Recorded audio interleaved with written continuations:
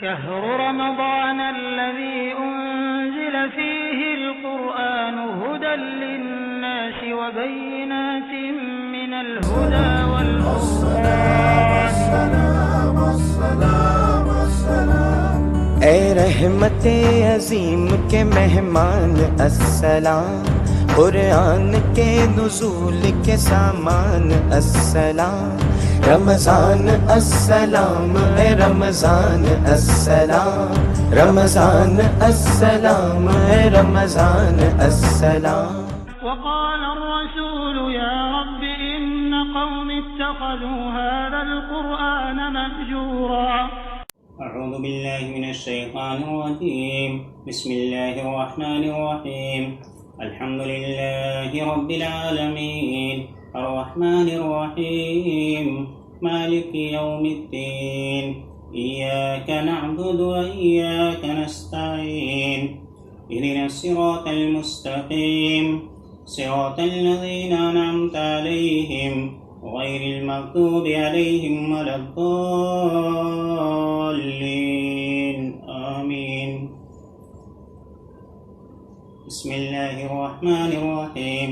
الف لام میم ذلک الکتاب لا ریب فیہ ھدی للمتقین. محترم ناظرین و سامعین اکرام، السلام علیکم ورحمۃ اللہ وبرکاتہ. رب اشرح لی صدری ویسر لی امری واحلل عقدۃ من لسانی یفقہوا قولی رب زدنی علما.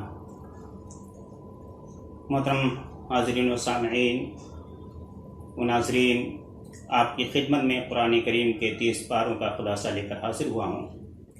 اللہ تبارک و تعالیٰ سے دعا ہے کہ مجھے مکمل کرنے کی اور آپ تمام حضرات کو مستفید ہونے کی توفیق عطا فرمائے. آمین. تقبل یا رب العالمین. اعوذ باللہ من الشیطان الرجیم. میں شیطان مردود سے اللہ کی پناہ میں آتا ہوں. بسم اللہ الرحمن الرحیم. شروع کرتا ہوں اللہ کے نام سے جو بڑا مہربان نہایت رحم والا ہے. تلاوت سے پہلے تعوذ کا حکم. قرآن کریم کی تلاوت شروع کرنے سے پہلے اعوذ باللہ من الشیطان الرجیم ضرور پڑھ لینا چاہیے، کیونکہ اللہ تبارک و تعالیٰ نے سورۃ النحل آیت نمبر 98 میں فرمایا ہے فَإِذَا قَرَأْتَ الْقُرْآنَ فَاسْتَعِذْ بِاللَّهِ مِنَ الشَّيْطَانِ الرَّجِيمِ. جب آپ قرآن پڑھنے لگیں تو شیطان مردود سے اللہ کی پناہ طلب کیجیے. اور یہ تو ظاہر ہے کہ پناہ کسی نقصان پہنچانے والی چیز یا دشمن سے درکار ہوتی ہے، اور ایسی ہستی سے پناہ طلب کی جاتی ہے جو اس نقصان پہنچانے والے دشمن سے زیادہ طاقتور ہو. شیطان چونکہ غیر محسوس طور پر انسان کی فکر پر اثر انداز ہوتا ہے، لہذا یہ دعا دراصل قرآن کی تلاوت کے دوران کج فکری سے بچنے اور قرآن سے ہدایت حاصل کرنے کی دعا ہے. نیز یہ وہ دعا ہے جو اللہ تبارک و تعالیٰ نے خود اپنے بندوں کو سکھائی اور اسے پڑھنے کا حکم دیا. سورہ فاتحہ کے متعلق عبداللہ بن عباس رضی اللہ تعالیٰ عنہ فرماتے ہیں کہ ایک دن جبرائیل امین رسول اللہ صلی اللہ علیہ وسلم کے پاس بیٹھے ہوئے تھے کہ انہوں نے اپنے اوپر ایک زوردار آواز سنی. انہوں نے اپنا سر اٹھایا، پھر فرمایا یہ آسمان کا ایک دروازہ ہے جو آج سے پہلے کبھی نہیں کھلا. پھر فرمایا ایک فرشتہ ہے جو آج سے پہلے زمین پر کبھی نازل نہیں ہوا. پھر اس فرشتے نے نبی کریم صلی اللہ علیہ وسلم کو سلام کیا اور 2 نوروں کی خوشخبری دی اور کہا یہ 2 نور آپ ہی کو دیے جا رہے ہیں، آپ سے پہلے کسی نبی کو نہیں دیے گئے. ایک سورہ فاتحہ اور دوسرا سورۃ البقرہ کی آخری 2 آیات. نبی کریم صلی اللہ علیہ وسلم جب کبھی ان دونوں میں سے اے نبی آپ جب کبھی ان دونوں میں سے کسی کی تلاوت کریں گے تو آپ کو طلب کردہ چیز ضرور عطا کی جائے گی. صحیح مسلم کتاب فضائل القرآن باب فضل الفاتحہ کے تحت امام مسلم رحمہ اللہ نے اور امام نبی رحمہ اللہ نے اس باب کے تحت اس حدیث کو ذکر کیا جسے امام مسلم رحمہ اللہ نے صحیح مسلم میں ذکر فرمایا ہے. قرآن کریم کا حق کیا ہے؟ قرآن عظیم ہے، صاحب قرآن عظیم ہے. قرآن سمجھنے کے لیے دل کی حاضری ضروری ہے، غور و فکر کرنا ضروری ہے. اسے انسان کے فہم سے قریب انسانی آواز میں پیش کیا. قرآن میں اللہ کی تجلی ظاہر ہوتی ہے، ہم اس کو دل کی حاضری اور توجہ سے پڑھنے اور سننے سے اس کا حق ادا کر سکتے ہیں۔ سورہ فاتحہ کے مختلف نام ہیں۔ ابو سعید بن معلا رضی اللہ تعالیٰ عنہ فرماتے ہیں کہ نبی صلی اللہ علیہ وسلم نے مجھ سے فرمایا، میں تجھے قرآن کی ایک ایسی صورت بتاؤں گا جو قرآن کی سب صورتوں سے بڑھ کر ہے، اور وہ ہے آیت الحمدللہ رب العالمین وہی سبع من المثانی، صحیح بخاری کتاب التفسیر۔ یا ایھا الذین آمنوا استجیبوا للہ وللرسول اذا دعاکم لما یحییکم واعلموا ان اللہ یحول بین المرء وقلبہ وانہ الیہ تحشرون، سورۃ الانفال آیت نمبر 24 نے سورہ فاتحہ کی تفسیر میں اسے بیان کیا گیا ہے۔ ابو ہریرہ رضی اللہ تعالیٰ عنہ فرماتے ہیں کہ نبی کریم صلی اللہ علیہ وسلم نے فرمایا، سورہ الحمد ہی ام القرآن، ام الکتاب اور دہرائی جانے والی 7 آیتیں ہیں۔ امام ترمذی رحمۃ اللہ علیہ نے ابواب التفسیر میں اس حدیث کو ذکر فرمایا ہے۔ اس سورت کا سب سے زیادہ مشہور نام الفاتحہ ہے، جس کا معنی ہے کھولنے والی، یعنی دیباچہ، مقدمہ یا پیش لفظ۔ جب آپ کسی کتاب کو پڑھتے ہوں گے تو اس میں یا تو دیباچہ پہلے رہتا ہوگا، یا مقدمہ رہتا ہوگا، یا پیش لفظ۔ اسی طرح سے قرآن مجید کا یہ سورہ فاتحہ یا تو دیباچہ ہے، یا مقدمہ، یا پیش لفظ ہے۔ اس کے متعلق علماء کرام کی 2 آراء ہیں۔ ایک یہ کہ یہ سورہ ایک دعا ہے جو بندوں کو سکھائی گئی ہے کہ وہ اس انداز سے اللہ سے ہدایت طلب کیا کریں، اور باقی سارا قرآن اس دعا کا جواب ہے۔ ان حضرات کی توجہ یہ ہے کہ اس سورت کا ایک نام سورۃ الدعا بھی ہے۔ دوسری رائے یہ ہے کہ یہ سورت تمام مضامین قرآن کا اجمالی خلاصہ ہے۔ پھر اس سورت کا خلاصہ آیت ایاک نعبد و ایاک نستعین ہے۔ ہمارے نزدیک دوسری رائے ہی راجح ہے، اور اس کی مندرجہ ذیل 2 وجوہات ہیں، 2 وجوہ ہیں اس کی، جسے میں ذکر کر رہا ہوں۔ پہلی وجہ، خود رسول اللہ صلی اللہ علیہ وسلم نے اس سورت کو قرآن عظیم، ام الکتاب اور ام القرآن فرمایا ہے، جس کا مفہوم یہی ہے کہ سورت پورے قرآن کا خلاصہ ہے۔ نمبر 2، دوسری وجہ راجح ہونے کی، اس سورت کی آیات پر سرسری نظر ڈالنے سے معلوم ہو جاتا ہے کہ اس میں پورے قرآن کا خلاصہ یا اجمال ذکر کیا گیا ہے۔ تفصیل اس اجمال کی یہ ہے کہ علماء تفسیر نے قرآن کے مضامین کو 5 حصوں میں، 5 اقسام میں تقسیم کیا ہے۔ نمبر 1، تذکیر بآلاء اللہ، یعنی اللہ تعالیٰ کی ان نعمتوں کا بیان جو انسانی زندگی اور اس کی بقا کے لیے ضروری تھی، اور اس میں زمین، آسمان، چاند، سورج اور ہواؤں اور بادل وغیرہ کا ذکر سب کچھ آ جاتا ہے۔ نمبر 2، تذکیر بایام اللہ، یعنی مخلوق کے ساتھ واقعات اور حوادث کا بیان، اس میں قصص الانبیاء اور نافرمانی کی بنا پر ہلاک شدہ قوموں کا ذکر شامل ہے۔ نمبر 3، تذکیر بالموت وما بعدہ، یعنی موت کے بعد آخرت کے احوال، اس میں اللہ کے ہاں باز پرس اور جنت و دوزخ کے سب احوال شامل ہیں۔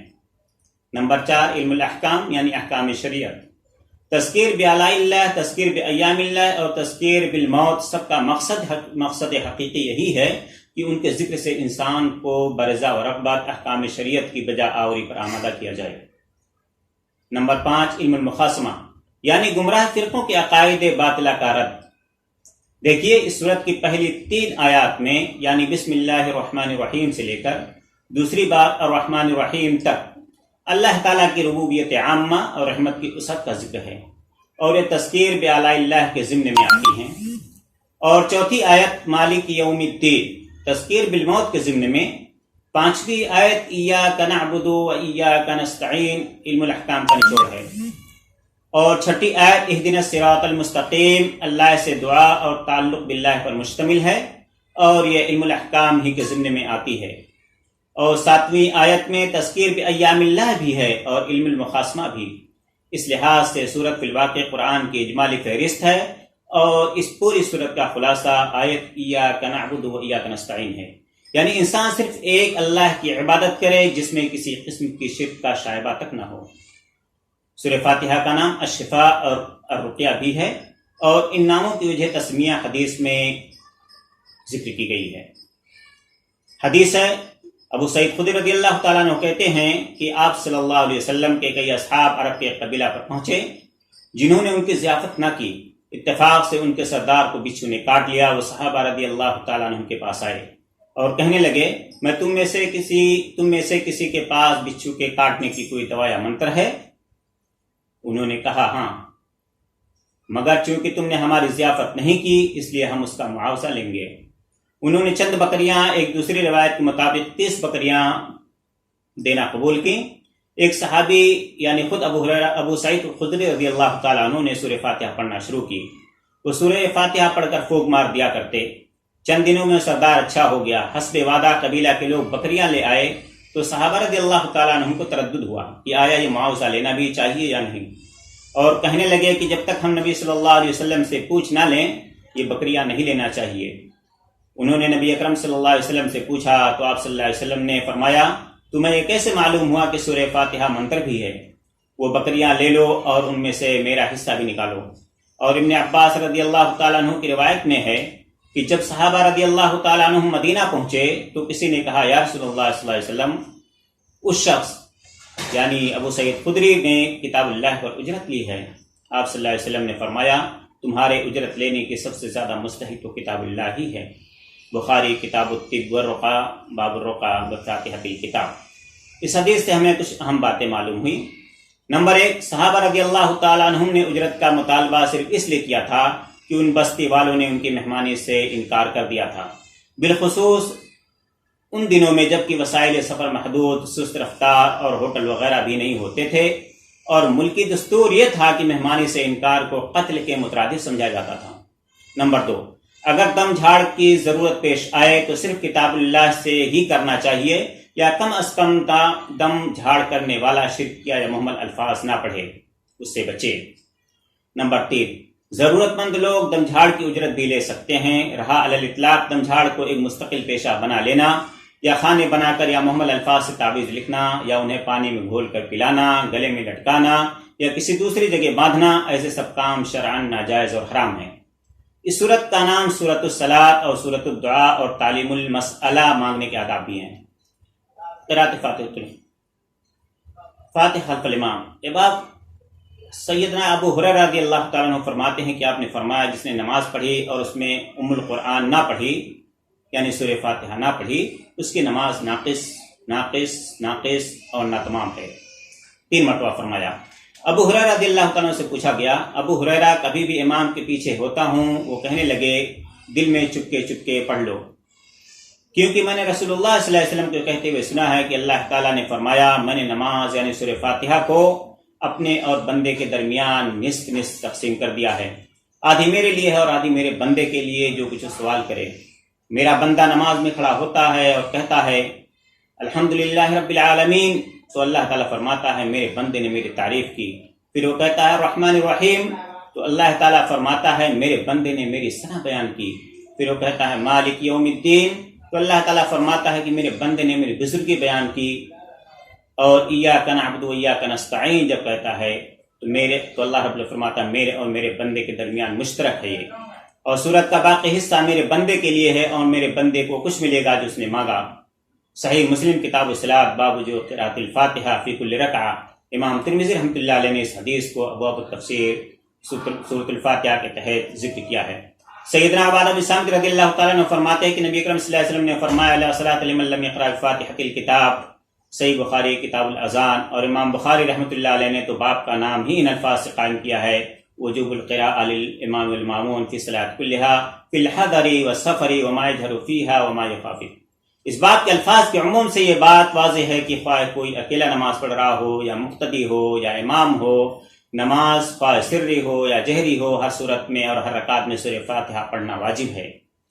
اور امام ترمذی رحمۃ اللہ علیہ نے امام ابو داؤد، امام احمد اور ابن حبان کی ایک روایت میں انہوں نے ذکر کیا اپنی کتاب میں کہ آپ نے ہم سے پوچھا تم لوگ اپنے امام کے پیچھے کچھ پڑھتے رہتے ہو؟ ہم نے کہا ہاں۔ آپ صلی اللہ علیہ وسلم نے فرمایا فاتحۃ الکتاب کے سوا کچھ نہ پڑھا کرو، کیونکہ جو شخص سورہ فاتحہ نہ پڑھے اس کی نماز نہیں ہوتی۔ بلوغ المرام سبل السلام میں کتاب الصلاۃ کے تحت باب صفت الصلاۃ میں حدیث نمبر 13 کے تحت یہ حدیث ذکر کی گئی ہے۔ گویا سورہ فاتحہ کے کل 10 نام ہوئے سورۃ الفاتحہ، الحمد، 7 من المثانی، ام القرآن، ام الکتاب، الشفا، الرقیہ، الدعاء، تعلیم المسئلہ اور الصلاۃ۔ اس صورت کی ترتیب نزول کے لحاظ سے 5ویں نمبر پر ہے، گویا اسلام کے بالکل ابتدائی دور میں نازل ہوئی تھی، اور یہی پہلی صورت ہے جو پوری کی پوری ایک بارگی نازل ہوئی۔ قرآن کا تعارف۔ یہ عظیم قرآن ہے، عظیم انسان پر نازل ہوا ہے، نبی کریم جناب محمد عربی صلی اللہ علیہ وسلم پر جو صاحب شریعت ہیں۔ اس میں متقی لوگوں کے لیے روشنی اور ہدایت ہے، یہ اللہ کا کلام ہے، اس نے اپنے بندے پر نازل کیا ہے۔ اس کو نازل کرنے والا سب سے بڑا، سب سے زیادہ قوت والا، رزق دینے والا اور زندگی اور موت دینے والا ہے۔ ہمیں زندگی اس کے اسی لیے دی ہے کہ ہم اس قرآن کو پڑھ کر اس کے بتائے ہوئے طریقے پر اپنی زندگی بسر کریں، اس کی عبادت کریں، اچھے اعمال کریں، کیونکہ وہ وحدہ لا شریک ہے، سزا و جزا دینے والا ہے، جزا کے دن کا مالک ہے، اس جیسی کوئی کتاب نہیں۔ یہ قرآن حکیم مکمل ضابط حیات ہے، قیمتی خزانوں کی چابیاں ہیں اس کے اندر۔ اس کلام کا فہم رکھنے والا اپنے اعمال میں زندہ رہتا ہے۔ حضرت حارث بن احبر رضی اللہ تعالیٰ عنہ نے لوگوں کو مسائل پر جھگڑتے ہوئے دیکھا تو حضرت علی رضی اللہ تعالیٰ عنہ کے پاس آئے۔ حضرت علی رضی اللہ تعالیٰ عنہ نے فرمایا، میں نے رسول اللہ صلی اللہ علیہ وسلم کو فرماتے ہوئے دیکھا ہے کہ ان قریب ایک فتنہ اٹھے گا جس سے نجات کا ذریعہ قرآن ہوگا۔ قرآن دو ٹوک بات کرتا ہے، جو اسے چھوڑ دے گا اللہ اس کی کمر توڑ دے گا، اور جو کوئی کسی اور چیز کو ذریعہ ہدایت بنائے گا اللہ اسے گمراہ کر دے گا۔ اس کی عجیب و غریب باتیں کبھی ختم نہیں ہوتی، جس نے اس کی بنا پر فیصلہ کیا اس نے عدل کیا۔ سورہ فاتحہ میں اللہ تعالیٰ کا تعارف 4 صفات الہی سے کروایا گیا ہے۔ نمبر 1 رب، نمبر 2 رحمان، نمبر 3 رحیم، نمبر 4 مالک۔ اللہ کی پہچان اس کو ملتی ہے جو اس کے صفات پر غور و فکر کر کے اپنی زندگی اس طرح جینا شروع کر دیتے ہیں۔ پھر اللہ کی رحمت ملتی ہے، سوچ بدلتی ہے، عمل بدلتا ہے، اخلاق بدلتا ہے، پھر وہ بندہ ایماندار بنتا ہے، عہد کو پورا کرتا ہے، اللہ کی راہ میں جان مال صلاحیت لگانے کے لیے تیار ہوتا ہے، اللہ کی مخلوق سے محبت کرتا ہے۔ اے اللہ میں نے اپنی ذات پر بڑا ظلم کیا ہے، تیرے سوا کوئی بخشنے والا نہیں، اے اللہ میں تیری رحمت کا امیدوار ہوں، تیرے سوا کوئی قدرت نہیں رکھتا نفع یا نقصان پہنچانے کی، میں تیرے فضل و رحمت کا سوال کرتا ہوں۔ محترم سامعین و حاضرین کرام، ناظرین کرام، پہلا پارہ الف لام میم، اس پارے میں 5 باتیں ہیں۔ نمبر 1 اقسام انسان، نمبر 2 اعجاز قرآن، نمبر 3 قصہ تخلیق حضرت آدم علیہ السلام، نمبر 4 احوال بنی اسرائیل، نمبر 5 قصہ حضرت ابراہیم علیہ السلام۔ اقسام انسان 3 ہیں، مومنین، منافقین اور کافرین۔ مومنین کی 5 صفات مذکور ہیں۔ نمبر 1 ایمان بالغیب، نمبر 2 اقامت صلاۃ، نمبر 3 انفاق، نمبر 4 ایمان بالکتب، نمبر 5 ایمان بالآخرہ۔ منافقین کی کئی خصلتیں مذکور ہیں، جھوٹ، دھوکہ، عدم شعور، قلبی بیماریاں، صفاحت، احکام الہی کا استہزاء، فتنہ و فساد، جہالت، ضلالت، تذبذب اور کفار کے بارے میں بتایا کہ ان کے دلوں اور کانوں پر مہر اور آنکھوں پر پردہ ہے۔ اعجاز قرآن، جن صورتوں میں قرآن کی عظمت بیان ہوئی ان کے شروع میں حروف مقطعات ہیں، یہ بتانے کے لیے کہ انہی حروف سے تمہارا کلام بھی بنتا ہے اور اللہ تعالیٰ کا بھی، مگر تم اللہ تعالیٰ کے کلام جیسا کلام بنانے سے عاجز ہو۔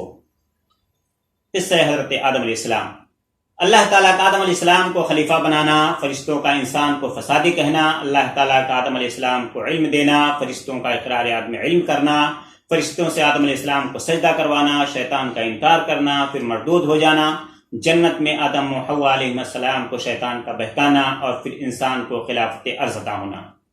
احوال بنی اسرائیل، احوال بنی اسرائیل کے تحت ان کا کفران نعمت اور اللہ تعالیٰ کا ان پر لعنت نازل کرنا ذکر کیا گیا ہے۔ قصہ حضرت ابراہیم علیہ السلام، حضرت ابراہیم علیہ السلام کا اپنے بیٹے کے ساتھ مل کر خانہ کعبہ کی تعمیر کرنا اور پھر اللہ تعالیٰ سے اسے قبول کروانا اور پھر توبہ استغفار کرنا، ان سب چیزوں کا ذکر پہلے پارے میں موجود ہے۔ اللہ رب العالمین سے دعا کہ العالمین ہم تمام لوگوں کو قرآن حکیم کے اس پارے میں ذکر کی گئی تمام باتوں کو سمجھنے اور اس کو لوگوں تک پہنچانے کی توفیق عطا فرمائے، آمین۔ اقول قولی ھذا استغفر اللہ لی ولکم ولسائر المسلمین فاستغفروا من كل ذنب انه هو الغفور الرحیم۔ السلام علیکم ورحمۃ اللہ وبرکاتہ۔ محترم ناظرین، اگر آپ نے چینل کو سبسکرائب نہیں کیا تو چینل کو سبسکرائب کر لیں، بیل آئیکن پہ کلک کر کے لائک کر دیں، اور لائک کرنے کے بعد آپ اس ویڈیو کو اپنے دوستوں میں شیئر کر دیں، کیونکہ نبی اکرم صلی اللہ علیہ وسلم نے فرمایا من دل علی خیر فلہ مثل اجر فاعلہ، جس شخص نے کسی کو نیکی کے کام پر رہنمائی کی تو اس شخص کو اتنا ہی ثواب ملے گا جتنا نیکی کرنے والے کو ملے گا۔ لہٰذا آپ اس ٹیکنالوجی کے دور میں ویڈیو کو شیئر کر کے ثواب دارین حاصل کریں۔ السلام علیکم ورحمۃ اللہ وبرکاتہ۔